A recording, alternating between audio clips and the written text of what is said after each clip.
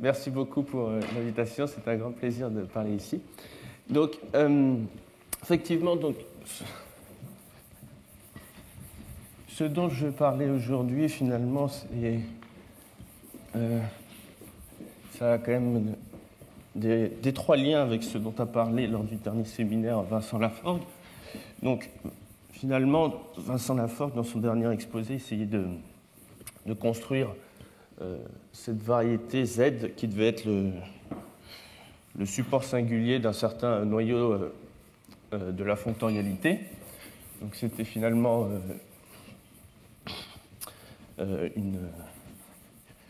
des considérations qui venaient de la correspondance de l'angle géométrique global. Et aujourd'hui, finalement, on va considérer finalement une situation locale. Voilà. Et considérer des supports singuliers de faisceaux caractères, mais qui apparaissent pour des groupes p-adiques. Donc, déjà, je vais commencer par une présentation du problème.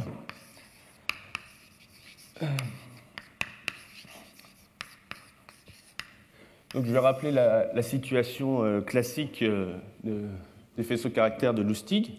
Donc, je vais prendre G connexe réductif sur C, BT une paire de Borel.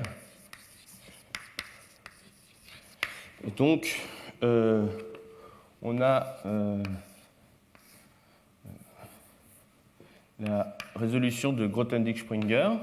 Donc là, je vais avoir les paires G gamma, non, G sur B fois G, tel que H-G-1 de gamma est dans B.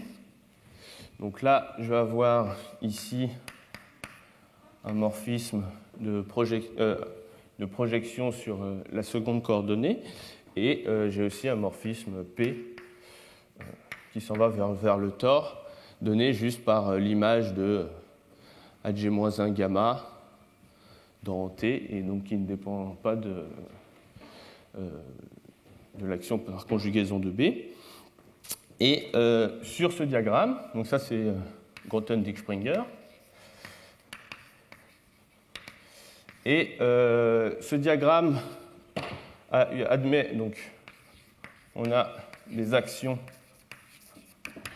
de G sur G tilde par juste, si vous avez une paire G gamma, vous faites agir par HG et H gamma H-1. Et sur G, c'est juste l'action adjointe. Action par conjugaison.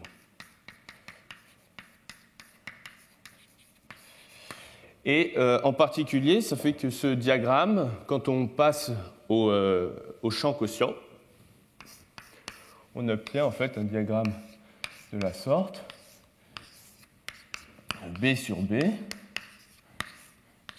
Donc là, B avec B qui agit par action adjointe va vers G sur G. Et là, ça reste T.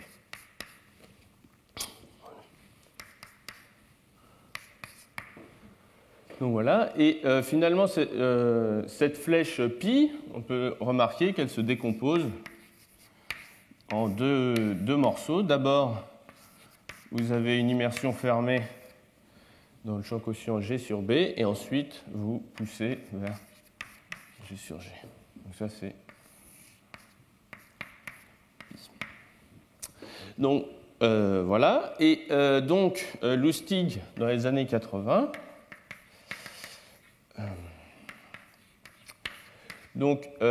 construit pour tout système local L sur T. Donc il forme un faisceau, donc KL, qui est juste poussé en avant, du tir en arrière, et ce faisceau KL a la propriété d'être... donc il montre qu'il est pervers, semi-simple, G équivariant. Voilà, et donc c'est ce qu'on appelle donc les différents, la famille des faisceaux KL, c'est ce qu'on appelle justement donc, les faisceaux caractères. Donc la trace de Frobenius, quand je regarde la version sur un corps fini, nous donne des représentations de groupes finis. Donc, oui, mais là, en fait, comme pour le moment, je me suis placé sur C, il n'y a pas ce problème, effectivement, de monodromie finie. Voilà. Donc, effectivement, là, quand je fais la situation sur FQ, il faut mettre une condition de monodromie finie. Donc, voilà. Et donc, une première question est donc de comment caractériser les faisceaux caractères parmi la catégorie des faisceaux pervers G équivariant sur G. Et pour pouvoir caractériser ces faisceaux caractères, on va avoir besoin d'un outil supplémentaire. Et voilà. Qui va être le support singulier.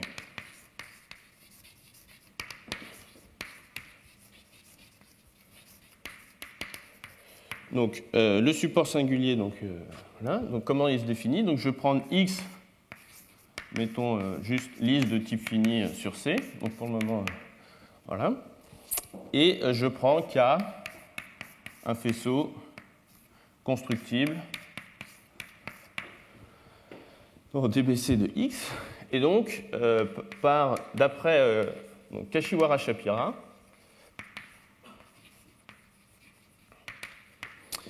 définissent un fermé conique, donc SS de K dans le cotangent à X, donc c'est ça qu'on appelle le support singulier, et qui est défini de la façon suivante. SS de K, ça va être l'ensemble des X des F de X dans le cotangent,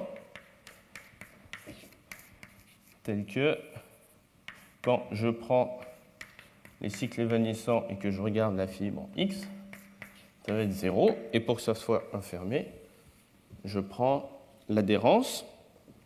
Et pour F, une fonction définie dans un voisinage de petit x. Donc, autrement dit, ce support singulier, finalement, il contrôle toutes les directions dans lesquelles mon complexe K ne va pas être localement constant. Et donc, ce support singulier va nous permettre justement de pouvoir caractériser ces faisceaux caractères. Donc, je vais considérer soit maintenant N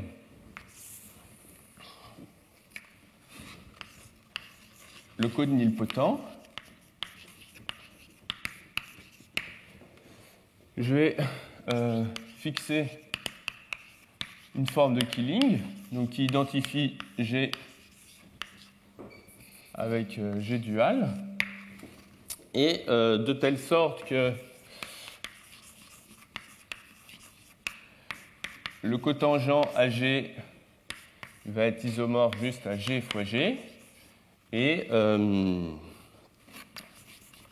considère le fermé, donc G fois N dans ce cotangent. Et donc, on a l'énoncé suivant dû à Mirković-Wilonen.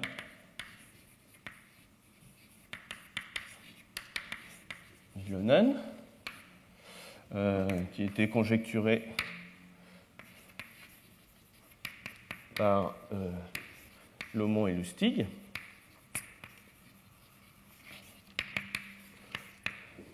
Que les faisceaux caractères sont les faisceaux pervers G équivariant sur G, tels que donc, sur G, donc les faisceaux pervers, je vais les appeler K,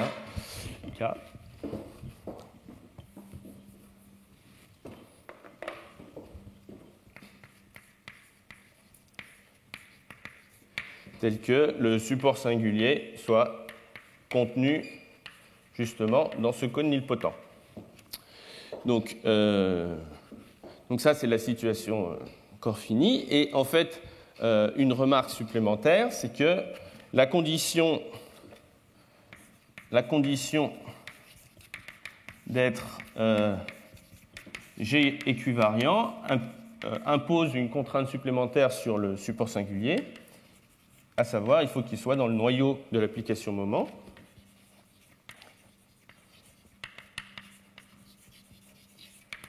Donc, en fait, le SS de K, il doit être également dans les paires G xi, dans G fois G, tel que add G de xi égale à xi. Voilà. Donc, on a ces deux conditions. Donc là,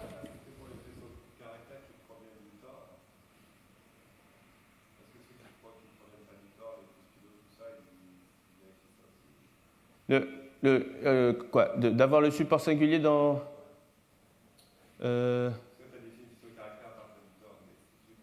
Si je.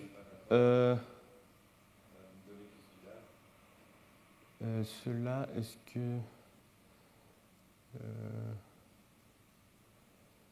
Est-ce que. S'ils ne prennent pas dans hauteur.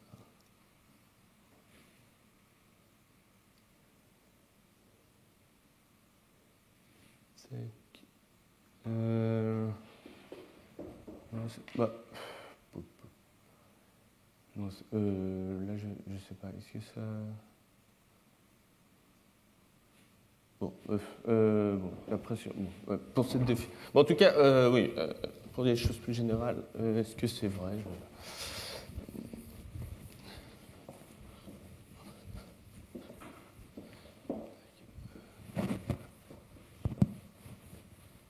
Donc, de toute façon, l'argument, essentiellement, c'est en fait de décrire ces faisceaux KL comme des inductions de B à G.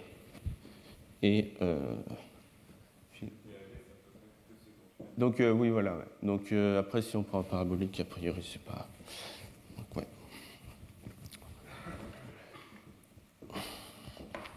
Donc, ça, c'est la situation pour sur le corps fini, et donc inspiré finalement par cette caractérisation, donc Lomon donc formule alors une conjecture globale, donc voilà qui a été démontrée par les 6 auteurs, donc là c'est Arinkin, Getsgori, Kajdan,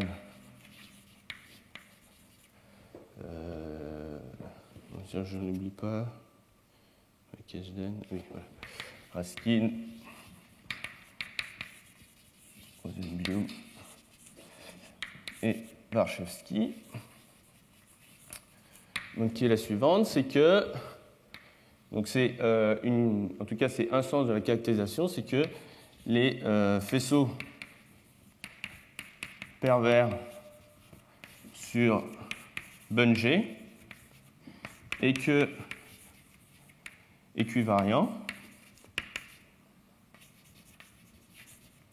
voilà, ont leur support singulier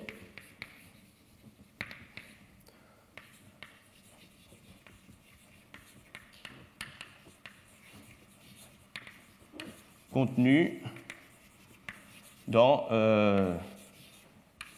le cône global nilpotent Voilà. Ça, c'est le cône global nilpotent.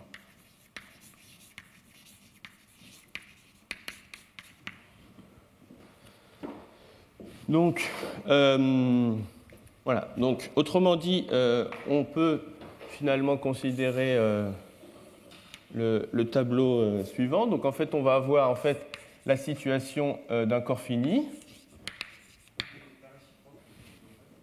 Là, il y a pas de, là, pour le coup, il n'y a pas d'énoncé.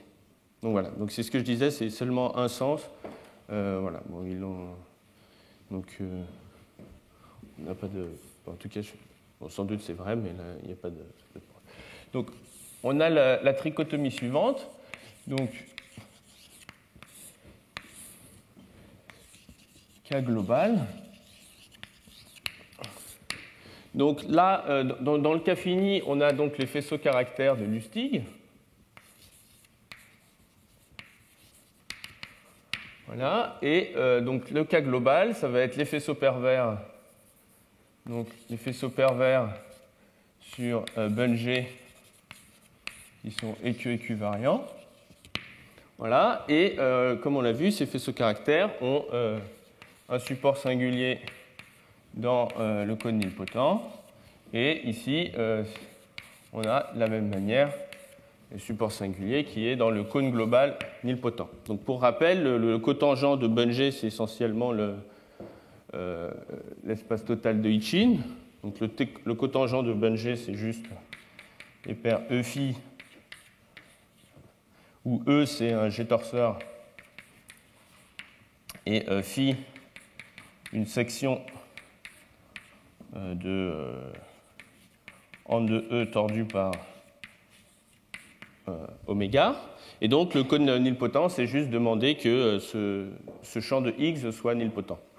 Donc là, on a ça. Et donc finalement, donc, une question qui se pose, c'est quel est l'analogue local de cette situation.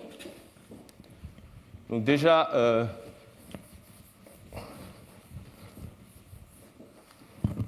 qu'est-ce qui va jouer ce rôle de faisceau caractère?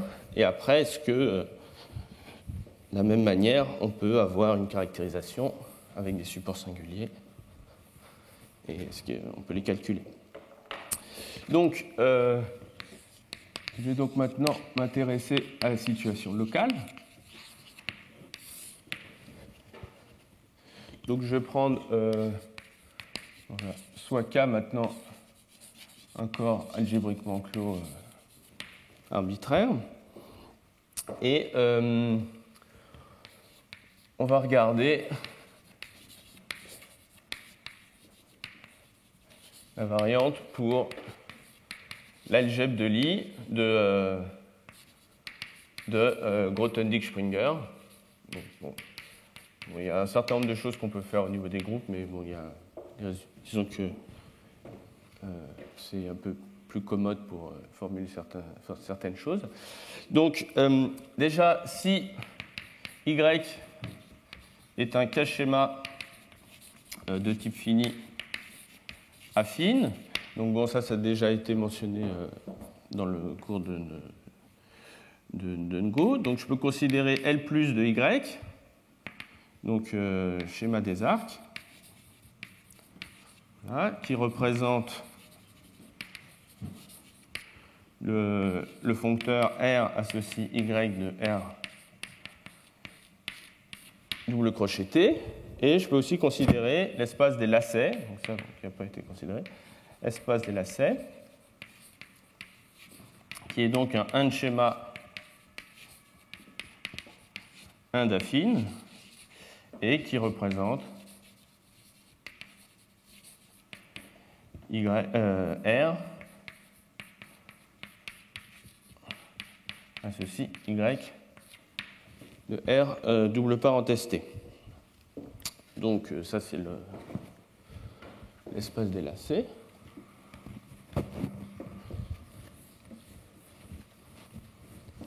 Et donc là maintenant on va introduire la variante affine de Grothendieck-Springer.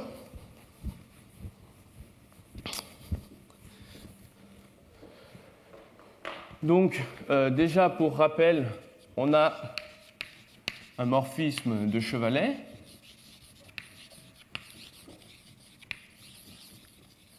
Donc, qui est essentiellement le morphisme polynôme caractéristique, donc, dont a parlé Vincent lors de son exposé, donc qui de G vers C, qui induit une flèche au niveau des espaces de lacet que je note de la même manière. Donc C, c'est juste le quotient grossier T sur W. Et je vais considérer à l'intérieur de LG, ce que je note comme ça, C, qui est en fait le un schéma des éléments compacts.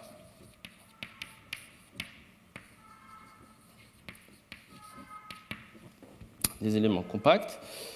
Et voilà. Donc ça va être en fait la base de ma fibration. Et l'espace total, ça va être C tilde, qui va être l'ensemble des paires G gamma, qui appartient donc là, la variété de drapeau est remplacée par la grassmannienne affine. Dans C. Donc à vrai dire, bon, là, dans cet exposé, je me concentre essentiellement sur la variante avec grassmannienne affine, mais il y a aussi une variante avec variété de drapeau affine. Et voilà. Non, plus. Petit. Où? Ah, c'est un C gothique majuscule. Mais oui. Mais, ouais.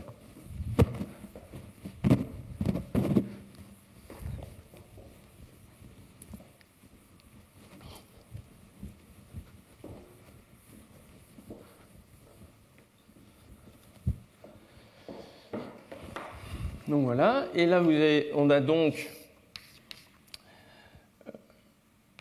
et donc on va avoir une flèche C tilde vers C, donc juste à la paire G gamma, vous l'envoyez sur gamma, et donc ça se factorise bien par C parce que comme Hg-1 de gamma il doit être dans L plus de G, ben, ça veut dire que son polynôme caractéristique il va être entier. Voilà, et à nouveau, on va avoir une action, cette fois-ci, du groupe de lacets ici. Donc là, sur LG, ici, c'est l'action par conjugaison classique. Et l'action en haut, c'est la même que celle qu'on avait pour le Grothendieck-Springer d'avant, c'est juste Hg gamma, toujours, c'est Hg, H gamma, H-1. Et une différence a priori donc, notable finalement quand on regarde donc, des espaces de dimension infinie, c'est que c'est plus commode de travailler en LG en équivariant. Donc autrement dit, ça induit, donc c'est pour ça que j'ai parlé des champs quotients quand je parlais de la situation de Lustig, parce que quand on va prendre les champs quotients, qu'on fait sautisme pour la topologie étale, là, on va juste avoir L plus de G. Donc ça va s'identifier à L plus de G sur L plus de G. Et, voilà, et là, par contre, la cible, là, ça sera juste ce champ quotient, c'est sur LG. Bon, on ne peut pas tellement faire mieux que ça.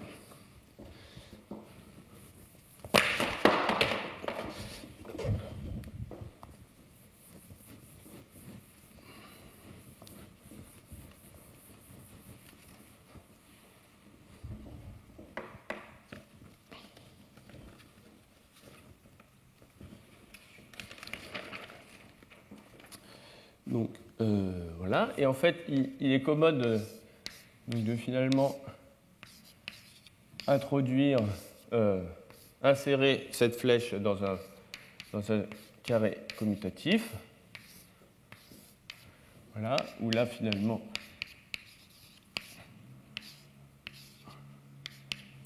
l'analogie avec la situation de Lustig devient plus claire.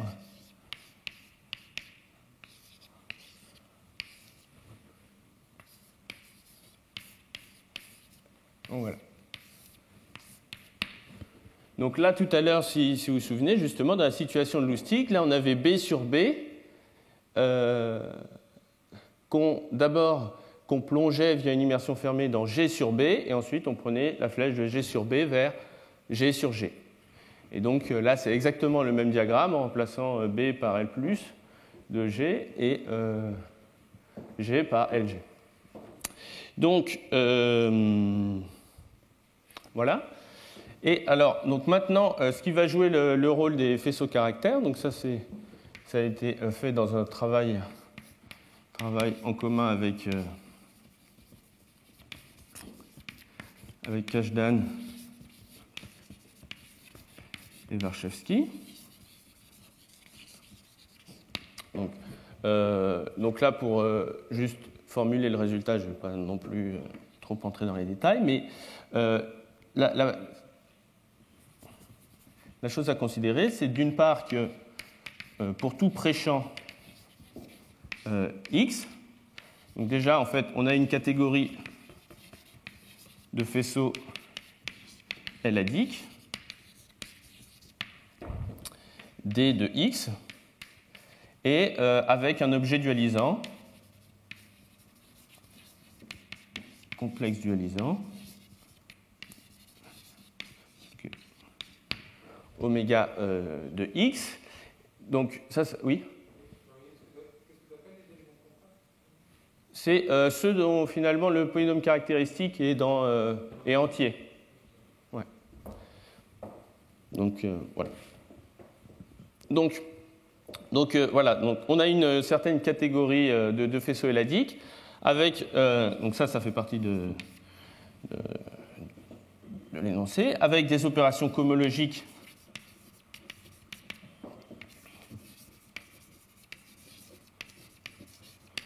donc là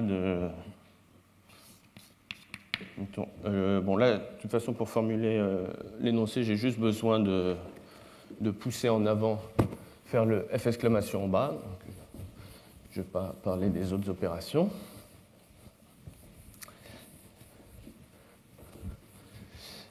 Donc,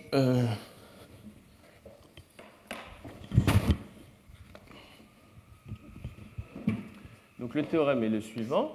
Donc, soit SG, ça va être. Donc là, je vais appeler F. Ça, c'est l'immersion fermée.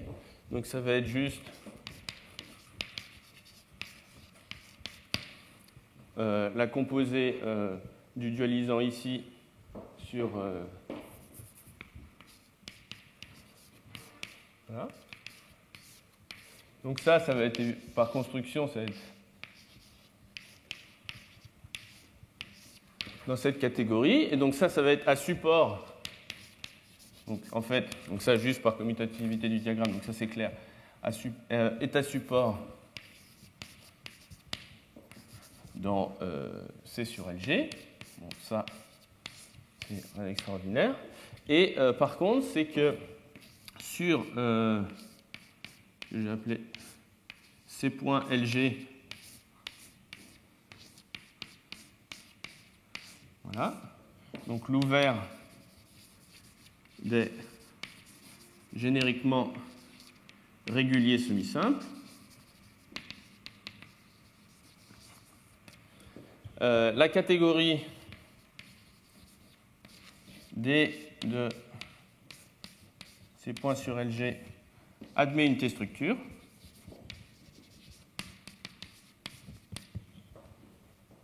Et SG est pervers. Donc non seulement il est pervers, mais en plus on peut démontrer que c'est aussi l'intersection intermédiaire de la situation sur un ouvert. Voilà. Donc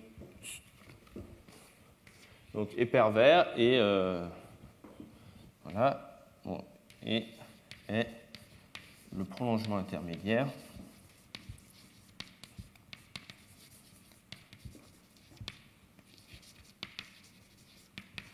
de sa restriction à l'ouvert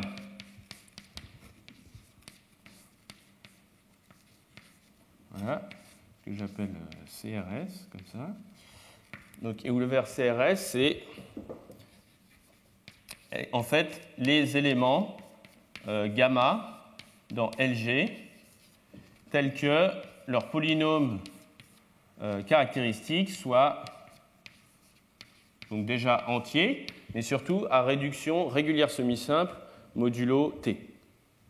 Donc voilà. Donc ça, donc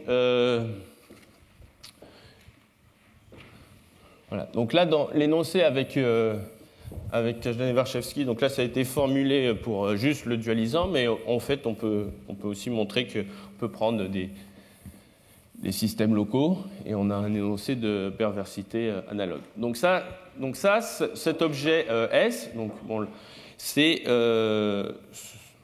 disons que l'analogue affine de ce qu'on a pour les faisceaux caractères usuels. Donc à vrai dire, il y aura une autre étape supplémentaire dont je ne vais pas parler, qui consiste en fait à prendre des co-invariants par le groupe de Weil affine. Donc là, comme je suis parti de la variante grassmannienne affine, donc là, je n'ai pas encore une action du groupe de Weil affine. Et donc, si je fais la version avec la variété de drapeau affine, là, j'ai une action du groupe de Weil affine. Et après, je peux prendre des co-invariants. Et là, j'obtiens un faisceau constructible. Donc, parce que l'inconvénient, a priori, à ce stade de ce SG, c'est que ces fibres, ça va être l'homologie de fibres de Springer affines. Donc, a priori, les fibres sont de dimension infinie.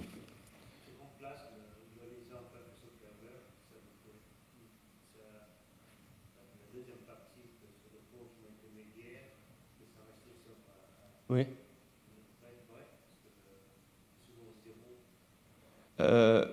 Si je mets un système local, c'est vrai.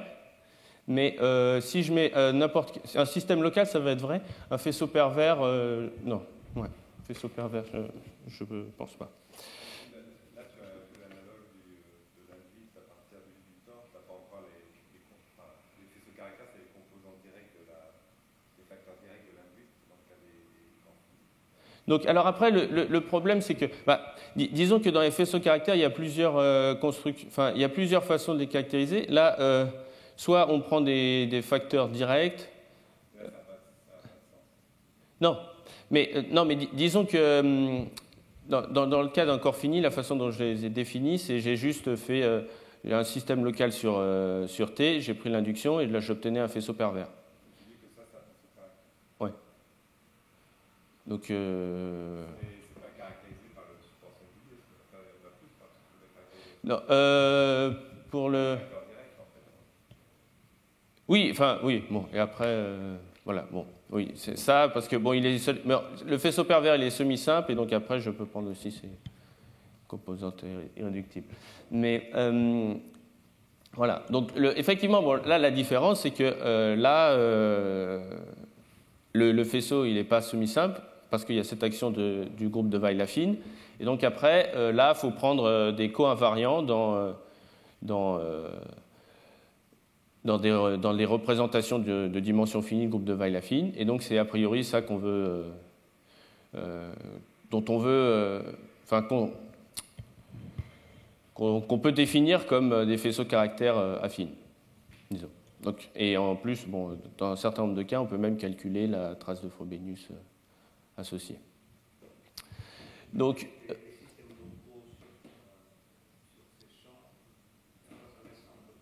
en fait, là, disons que l'énoncé plus général avec les systèmes locaux, en fait, ça va être, là, je vais prendre un système local qui va venir de L+, qui va être sur L plus de G. Donc, en fait, ça va être juste un système local qui va venir d'un cran fini et que je tire sur L plus G.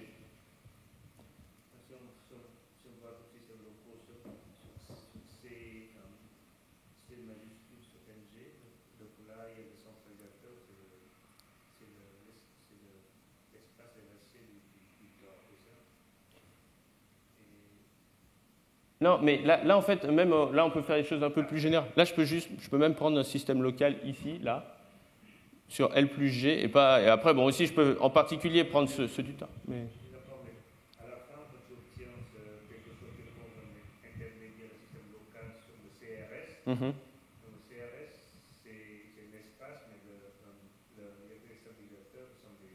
Oui, oui, et là, ça se ramène à une chose sur le tort. Donc, Est-ce que le temps joue un rôle là, ou si c'est un système local sur l'espace, est-ce que le stabilisateur fait quelque chose là? Comment tu décris est-ce que le B de LG se joue B de L? disons qu'en fait, quand je me ramène à CRS sur LG, là, même en fait, là, on a une description du champ quotient qui va être essentiellement, donc, quand je fais CRS sur LG, ça va se ramener en fait juste à quelque chose sur le tort, donc ça va être quelque chose comme L plus de TRS sur peut-être même juste LT. Alors, est-ce qu'il y a le groupe 2? Oui, donc. Oui, oui, oui, oui, donc oui, non. Donc soit, oui, c'est ça. Donc le groupe. Est-ce que le groupe par laquelle tu conscience joue un rôle? Est-ce que c'est un système local sur L plus TRS, machin, ou est-ce que tu prends de la représentation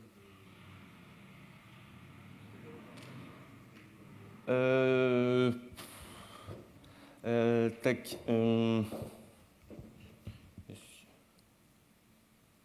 Non, mais disons que pour démontrer l'énoncé que c'est un prolongement intermédiaire, c'est finalement un énoncé sur le morphisme qui va être petit finalement. Ah oui.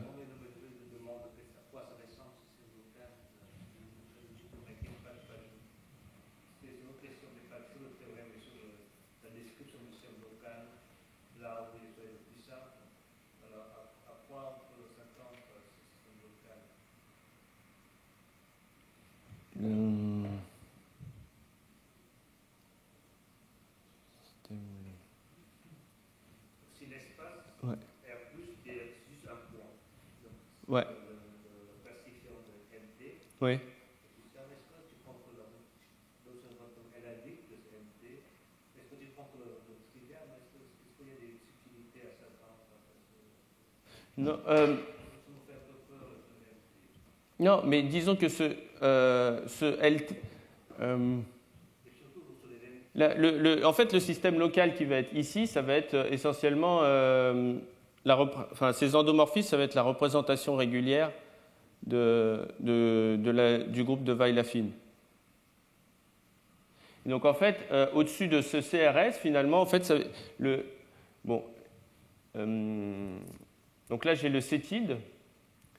Donc en fait, je vais avoir ça. Donc en fait, qu'est-ce que c'est au-dessus du lieu régulier semi-simple, la fibration, c'est ça en fait. Donc, alors il y a. Hop.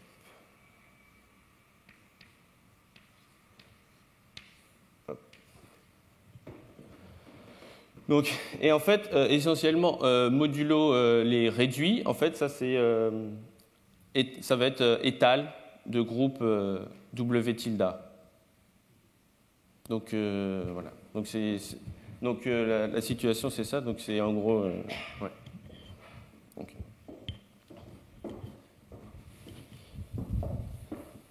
Donc en fait, on a comme dans Grothendieck-Springer où on a cet ouvert régulier semi-simple où c'est juste fini étal galoisien de groupe W, et là, dans la version affine, c'est le groupe de Weil-Affine qui remplace.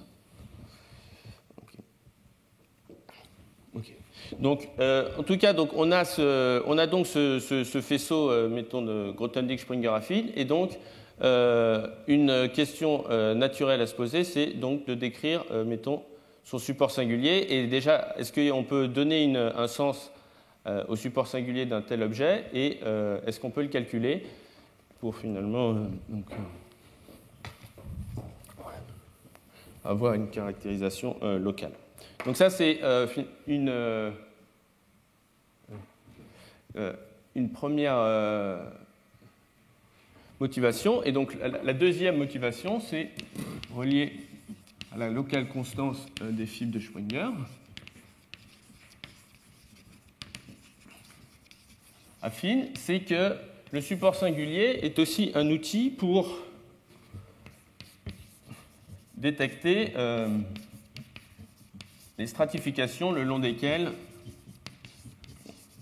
notre faisceau est localement constant. Donc on a le théorème de Kashiwara-Shapira, donc qui est en dimension finie. Donc je prends soit X liste de type fini, et je prends X alpha,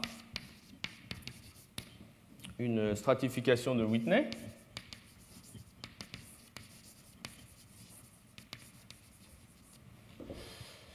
Et donc, je prends K dans DBC. Et donc, l'énoncé, c'est que si le support singulier de K est inclus dans l'union disjointe des conormaux aux strates, alors K est localement constant le long de X alpha. Donc ça c'est l'énoncé, disons, classique en dimension finie. Et pour ce qui vous intéresse, c'est que lorsque l'on regarde les fibres du faisceau SG en des gammas qui sont réguliers semi-simples, alors on obtient l'homologie de X gamma. Et qu'est-ce que c'est X gamma? Donc c'est justement ces fibres de Springer affines.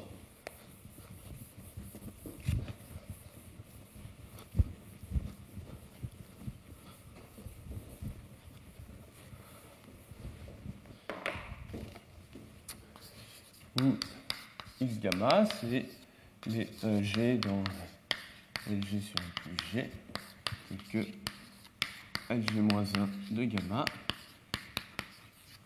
Voilà. Et donc, une question assez importante, c'est de déterminer comment varie cette homologie des fibres Springer affines en fonction du gamma. Donc, déjà, la première remarque, c'est que la fibre X gamma ne dépend que de son polynôme caractéristique, A qui est dans, voilà, donc qui est dans C de KT et qui est génériquement régulier semi-simple. Et sur l'espace des polynômes caractéristiques, donc Goreski, Kottwitz et McPherson donc, introduisent, donc ça je vais l'appeler C point. Je vais me mettre, oui je vais l'appeler C point. Comme ça. Introduisent sur C point KT une stratification par valuation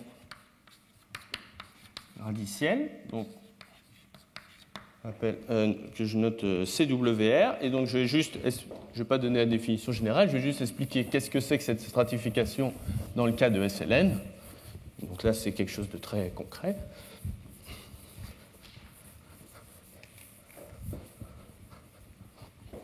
Donc W, en fait, c'est un élément du groupe de Weil, et R, ça va être une fonction sur les racines. Donc si G égale SLN, je vais avoir un polynôme caractéristique PA de X qui va être XN plus AN-2T XN-2 plus blabla A0 de T. Donc ça va être un certain polynôme à coefficient dans les séries formelles. Voilà. Et donc comme il est géré, le discriminant de PA, il est non nul. Et la stratification, elle va être donnée par la chose suivante. Donc si RI sont les racines de PA dans une clôture algébrique.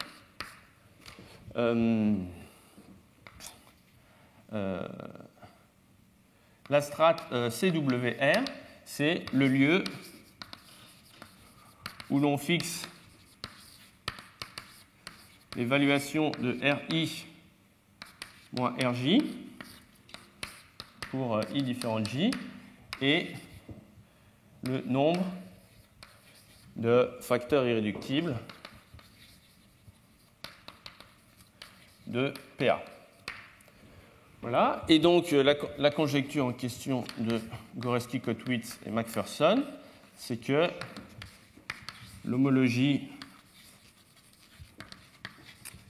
des fibres de Springer-Affine est localement constante le long des CWR.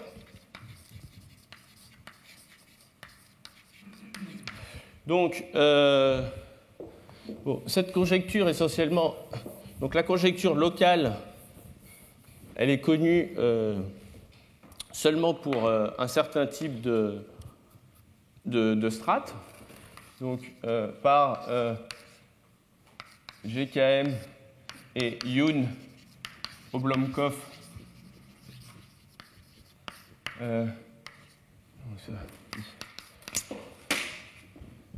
La conjecture est connue dans le cas équivalué. Donc équivalué, c'est où finalement toutes les évaluations sont les mêmes. Voilà. Donc ça c'est voilà. Et donc ça c'est essentiellement tout ce qui est connu sur la conjecture locale. Et il y a une conjecture globale, analogue globale, connue pour G égale GLN et au niveau des caractéristiques de l'air Poincaré par Molik et Shende. Donc voilà. Donc ça c'est le statut de cette conjecture et donc voilà. Ça donne donc une deuxième raison de s'intéresser à ce support singulier d'objets dimension finie. Donc maintenant, je vais formuler les résultats principaux. Pardon ? L'analogue global, c'est la même conjecture, mais on remplace Springer-Affine par Hitchin. Donc finalement, la stratification globale induit une stratification, la stratification locale induit une globale sur l'espace, sur la base de la fibration de Hitchin, et il y a la même question de locale constance des fibres de Hitchin.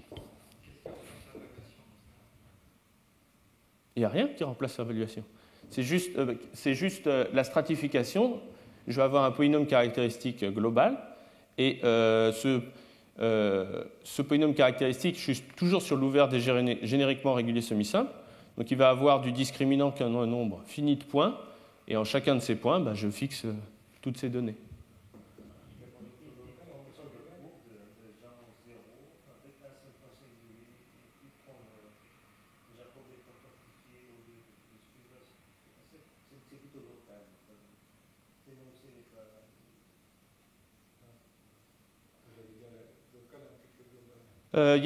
Disons que oui, bon, là je ne vais pas mentionner. En tout cas, essentiellement, les deux sont équivalentes via la formule du produit.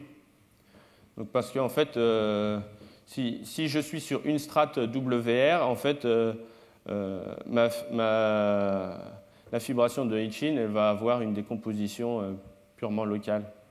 Donc, bon, voilà. On peut passer, via la formule du produit, on peut passer de l'un à l'autre, effectivement. Donc j'ai formulé les énoncés principaux. Donc, on suppose la caractéristique du corps est premier à l'ordre du groupe de Weil. Donc, ça c'est assez mineur. Donc, la forme de Killing, kappa sur G va induire un accouplement parfait kappa au niveau des espaces de lacet. Donc si vous avez xy, vous allez prendre le résidu de kappa de xy. Voilà, et donc ça permet d'identifier le cotangent à LG avec juste LG fois LG. Et on peut considérer le fermé C fois C dans ce cotangent.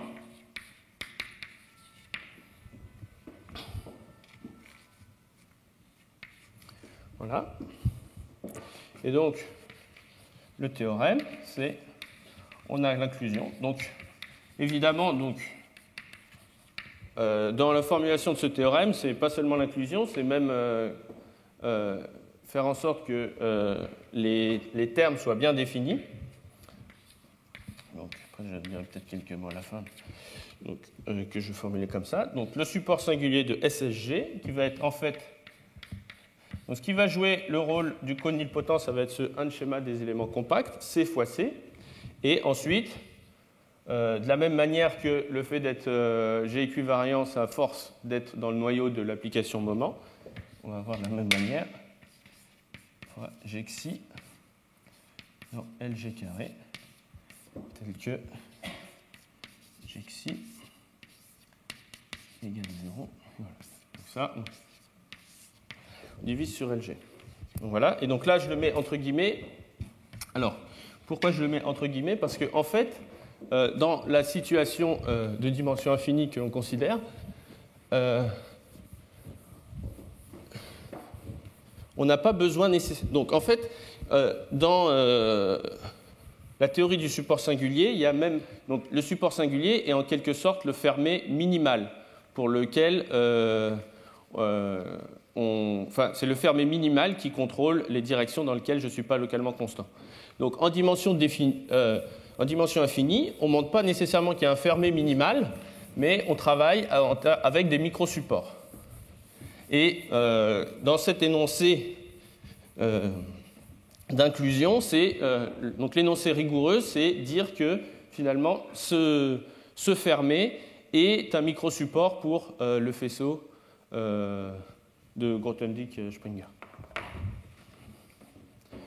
Donc, je dirais type. Voilà, et donc ça c'est le premier théorème. Et donc le deuxième théorème,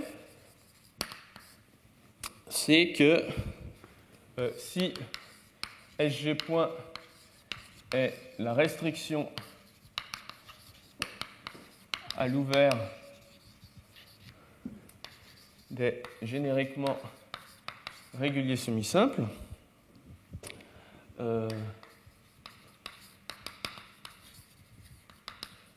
on a l'inclusion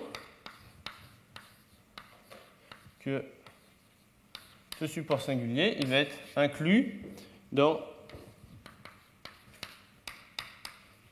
les conormaux au strat.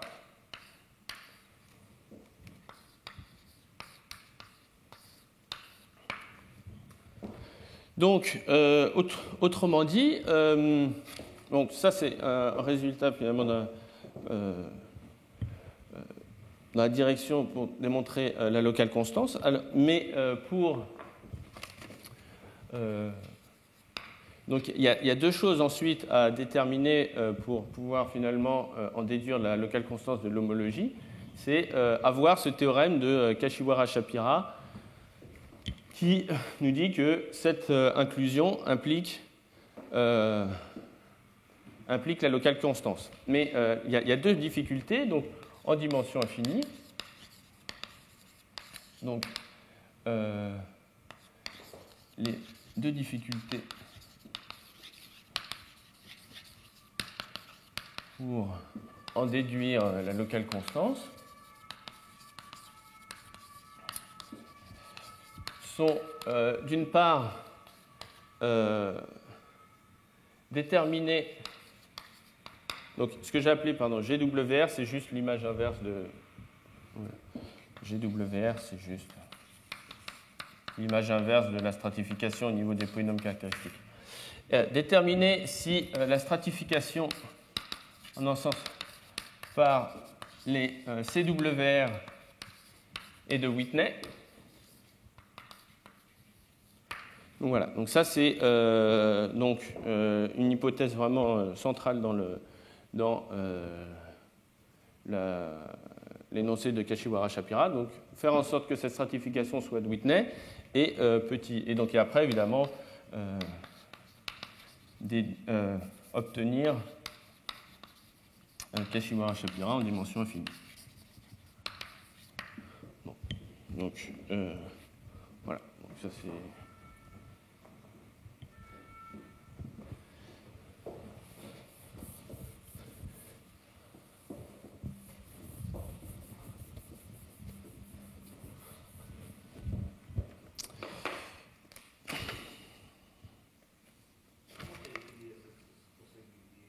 Donc, ce support, donc là, voilà, bon, en fait, j'ai pris un peu de retard. Donc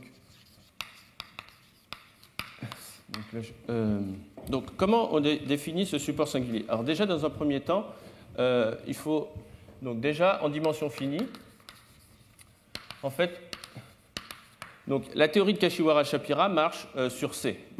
Mais, donc, Bellinson définit une notion de support singulier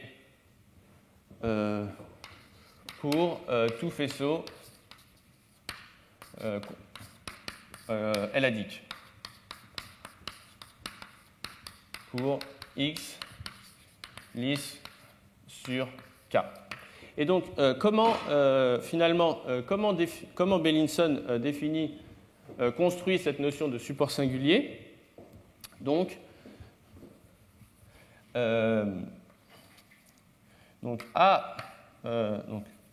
pour K appartenant à DBC de XQL, donc Bellinson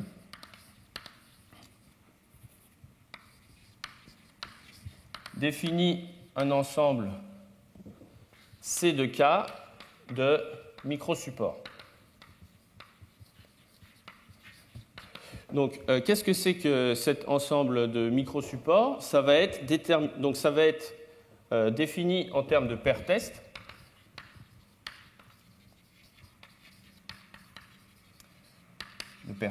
Donc, qu'est-ce que ça va être un microsupport? C'est donc, je vais prendre C dans le cotangent infermé conique. Voilà. Et une paire test, ça sera un diagramme de la sorte. H, Y, entre schéma lisse de type fini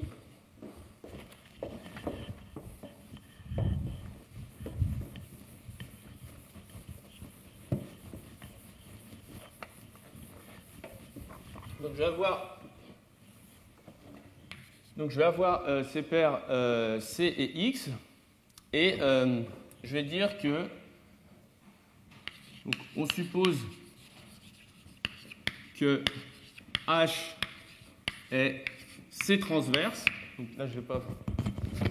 Et donc là, bon, je n'ai pas le temps de définir cette notion de transversalité pour H. Donc, autrement dit, je vais dire que H est C transverse et que F est H cirque de C transverse. Donc là, je n'ai pas le temps de définir, mais disons que quand j'ai un fermé conique et que j'ai un morphisme C transverse, j'ai une opération de tir en arrière au niveau des fermés coniques, et donc je demande que H soit C transverse et F soit H cirque de C transverse. Donc ça, c'est deux conditions que je demande sur mes paires tests, et je vais demander qu'à chaque fois que j'ai une telle paire,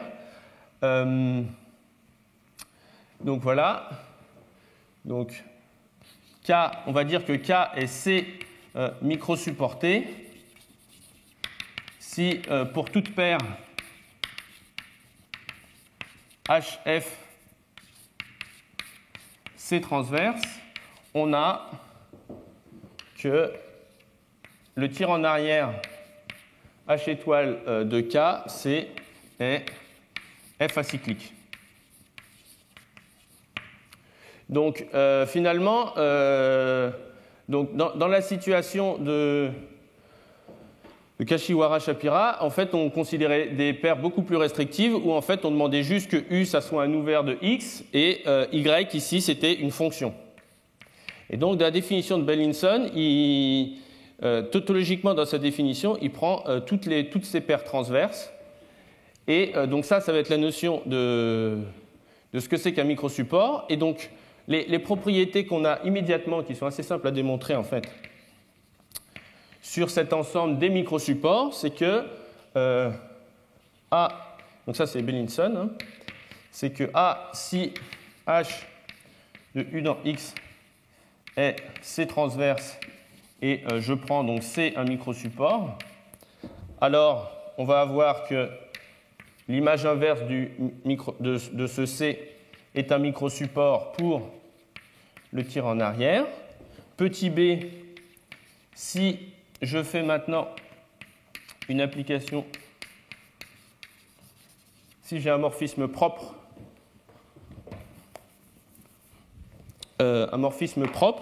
donc toujours en schéma lisse, alors là, pour un morphisme propre, je peux définir une image directe au niveau des microsupports et je vais avoir de la même manière que le microsupport. L'image directe au niveau des fermés coniques va appartenir au microsupport. Et donc, et après, la partie difficile de Bellinson, c'est en fait de démontrer ensuite que cet ensemble des microsupports est stable par intersection. Et donc, en fait, donc voilà, et petit c, donc ça c'est la partie difficile, c'est que C de K admet un minimum. Voilà. Donc, voilà. Donc, alors, maintenant, bon, je vais dire deux mots en dimension infinie parce que ça va arriver à la fin. Donc, autrement dit, maintenant qu'on est en dimension infinie, la première chose à faire, c'est déjà de définir de manière raisonnable qu'est-ce que vont être les paires tests. Qu'est-ce qu'on va être les paires tests? Et après, on va donc avoir un certain ensemble de microsupports pour lesquels on va démontrer des opérations de fonctorialité. Et donc, pour le cas de Springer-Affine, les opérations de fonctorialité dont on a besoin, c'est en fait immersion fermée et poussée par un morphisme int propre, qui est essentiellement celui qui vient de la grassmannienne affine. Et